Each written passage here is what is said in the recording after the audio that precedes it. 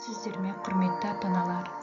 Сіздермен бірге Алматы облысы Қаратал ауданы Жұбан Молдағалиев атындағы орта мектеп педагог-психологы Қасымбаева Шәкәрия Олжасқызы.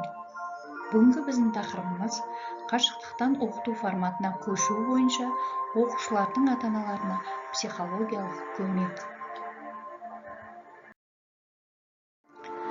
6 сәуірден бастап Қазақстандағы мектептер қашықтықтан сабақ беру форматына кірісіп кетті. Осы сәтті пайдаланып, баршаңызға сәттілік тілеймін. Бәріміз үшін бұл үлкен сын. Бірінші рет осындай форматта білім беріліп жатыр. Бұл жаңа формат негізінен бастауыш сынып оқушылары үшін біршама қолайсыз болуы мүмкін. Сондықтан бұл бағытта ата-аналар тарапынан балаларға елеулі қолдау жасалуы тиіс. Ең басты психолог мамандарының кеңесі ол әрине сіздің балаңызға жақын болуыңыз, бала үшін сіздің көмегіңіз және қолдауыңыз өте маңызды. Бірінші кеңес бұл күнделікті күн тәртібін сақтаңыз. Балаңызға қазір үйде болу керек екенін және сабақты тоқтатпаудың маңыздылығын айтыңыз. Жоғары сынып оқушыларына, үйдегі кіші сыныптағы іні қарындастарына тапсырмаларды орындауда көмек көрсетуді ұсынуға болады. Бұл бір үйдің ағайындыларының жақындасуына жақсы мысалдарының бірі болмақ. Мектеп қашықтықтан оқытудың қандай формасын ұсынса да, видео, WhatsApp, Zoom арқылы сабақтар немесе тақырыпты өз бетінше зерттеп тапсырмалар орындау болсын, психологтар оқушының әдеттегі күнделікті тәртібін өзгертпеуге кеңес береді. Күн тәртібіне кенеттен болған өзгерістер баланың бейімделу мүмкіндіктерінің айтарлықтай өзгеруіне әсер етуі және де шамадан тыс шиеленіс пен стреске әкелуі мүмкін дейді. Таңмен ерте тұру, таңғы жаттығулар, тазалық шаралары, таңғы ас, сабақты қажетті нәрсенің бәрін дайындау. Айтпақшы, көптеген психологтардың айтуынша, баланың күнделікті мектепке апаратын сөмкесі немесе рюкзактарын жинауға мүмкіндік беріңіздер. Өйткені күнделікті өмірде оқулықтарын, оқу құралдарын рюкзакқа салып, үйренген баланың сабақ оқығанда барлығы қол астында болуы үйреншікті. Баламен сабақтар аяқталғаннан кейін не істейтінін алдын ала талқылаған дұрыс. Оны оқу тапсырмаларынан мүмкіндігінше тез әрі тиімді орындауға итермелейтін іс-әрекеттер табуға тырысыңыз. Мүмкін бұл бірлескен ойындар немесе бірлескен фильм көру, сүйікті тағамдарды пісіру, үйдің жұмыстарын бірге ұйымдастыру болуы мүмкін.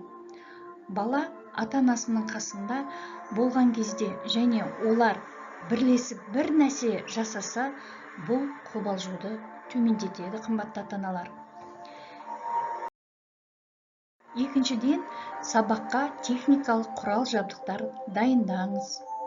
Ересектер ғана шеше алатын бірнеше техникалық мәселелер бар.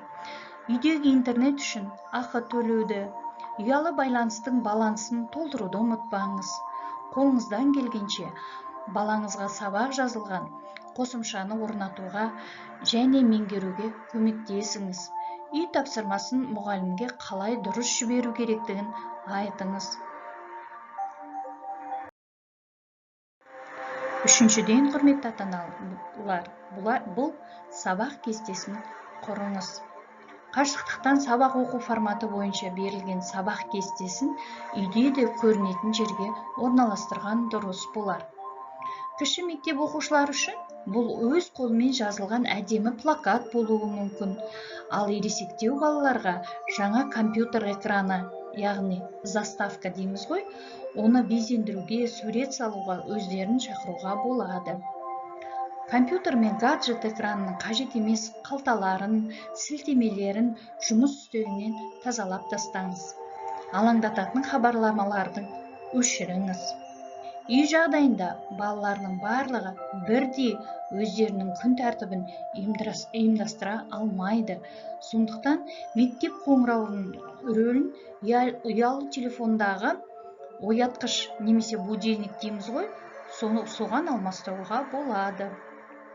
Егер сіздің отбасыңызда бірнеше оқушы болса, онда кіші үлкенді, үлкен кішіні алаңдатпайтындай жағдай жасауға тырысыңыз. Төртіншіден, қосымша ресурстарды пайдаланыңыз. Сабақтың тапсырмаларын орындауда балаға көмек көрсете алам ба деген сұрақ көптеген ата-аналарды мазалайды. Ата-аналарға мектеп материалын түсінуде қосымша білім беру интернет ресурстарына көмек ретінде қолдануға болады. Жалпы білім саласы үшін білім ленд, күнделік, дарын онлайн секілді, YouTube секілді оқыту тұғырнамалары тегін түрде тиісті жағдай жасауда. Сонымен қатар телеарналарда жүріп жатқан сабақтар олардың YouTube каналдарында, сайттарында қолжетімді. Бесіншіден, қымбатты ата-аналар, компьютер, ұялы телефон немесе гаджеттер алдындағы сабақ оқу ұзақтығын белгілеңіз. Құрметті ата-аналар, көптеген қазіргі балалар карантинға дейін де қолдарынан сол ұялы телефон немесе гаджеттарын тастамай жүретін. Ал қазіргі мектеп қашықтықтан оқытуға көшкелі бала компьютердан мүлдем ажырамай қалды деген қауіп бар. Мамандардың айтуы бойынша бастауыш сынып оқушыларына үй тапсырмасын орындауда 15-20 минуттан аспау керек. Орта, жоғарғы сынып оқушыларында шамамен жарты сағат. Және де бірнеше сабақты орындау барысында әрине арасында үзілістер болу керек.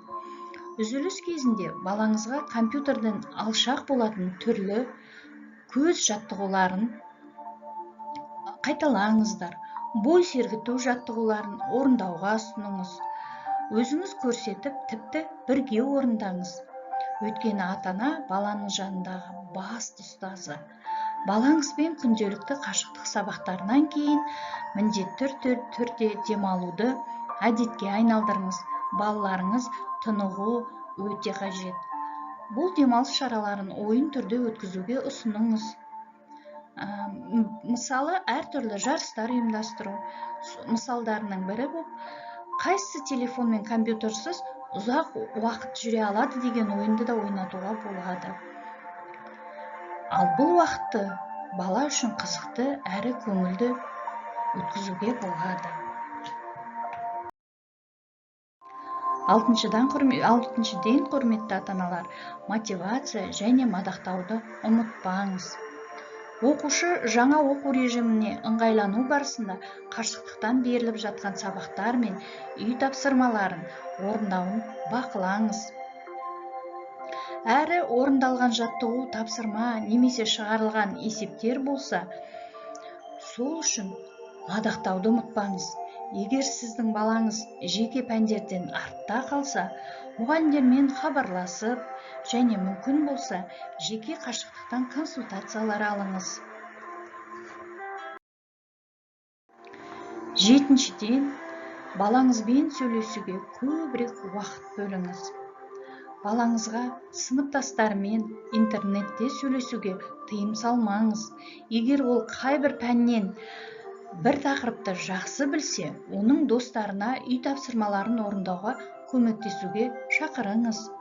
Қазіргі кезде өзін оқшаулау бұл өзін инфекциядан қорғаудың мүмкіндігі ғана емес, жақын адамдарға көп көңіл бөлу мүмкіндігі. Кәдімгі өмірде бізде көбінесе баламызбен оның өмірінде болып жатқан жағдайлар туралы сөйлесуге уақыт жетпей жатады. Күнделікті өмірде біз күнің қалай өтті деген сұрақтан басқа сол сұрақпен ғана шектеліп қаламыз. Ал балаларымыз болса, бәрі жақсы немесе жақсы деген жауап аламыз. Ал қазіргі кезде, құрметті ата-аналар, кідіріп, айналамызға қарап тоқтайтын уақыт. Бірге болу қаншалықты керемет екенін еске түсіру.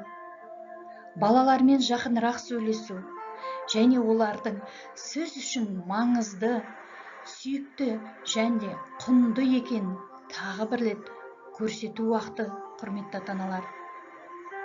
Тіпті кейде олар оны шынымен сағынады. Біз бәріміз де ең алдымен ата-анамыз. Ата-аналар баланың ойлағанынан да жоғары деңгейде ойлауға тырысуымыз керек. Сонда ғана бала қиялындағы ғажайып, данышпан ата-ана боламыз. Қазіргі кезде бала тәрбиесіне көбірек назар аударайық. Шыдамды, сабырлы болайық, құрметті ата-аналар. Бала біздің болашағымыз, еліміздің ертеңі.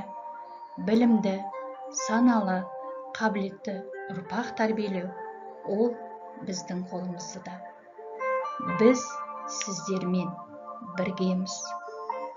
Назарларыңызға рахмет. Келесі кездескенше сау болыңыздар.